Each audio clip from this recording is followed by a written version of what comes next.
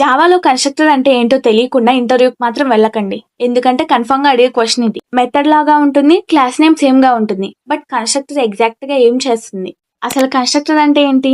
Object create చేసినప్పుడు automatic గా call అయ్యే special method. Constructor main purpose object కి ఇనిషియల్ వాల్యూస్ అసైన్ చేయడం, ఆబ్జెక్ట్ ని రెడీ స్టేట్ లో పెట్టడం. రియల్ లైఫ్ ఎగ్జాంపుల్ తో ఈజీగా అర్థం చేసుకుందాం.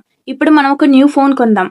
ఫోన్ ఆన్ అవ్వగానే డిఫాల్ట్ యాప్స్ ఉంటాయి, వాల్ పేపర్ సెట్ అయి ఉంటుంది, సెట్టింగ్స్ ఇనిషియలైజ్ అవుతాయి. అలాగే జావాలో ఆబ్జెక్ట్ క్రియేట్ చేసినప్పుడు కన్స్ట్రక్టర్ ఆటోమేటిక్ గా సెటప్ చేస్తుంది. కన్స్ట్రక్టర్ అనగానే కొన్ని గుర్తు పెట్టుకోవాల్సిన ఇంపార్టెంట్ పాయింట్స్ ఇవి. Constructor name, class name same గా ఉంటుంది. రిటర్న్ టైప్ ఉండదు. ఆబ్జెక్ట్ క్రియేట్ అయ్యాక ఆటోమేటిక్ గా కాల్ అవుతుంది.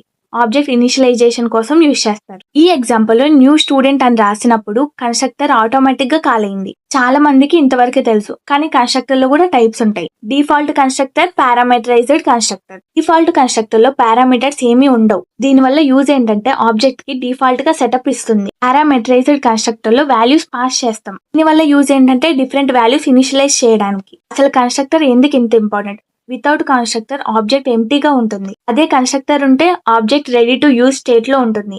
మెథడ్స్ ని మనం కాల్ చేస్తాం, బట్ కన్స్ట్రక్టర్ ఆటోమేటిక్ గా కాల్ అవుతుంది. That's why constructor is special in Java.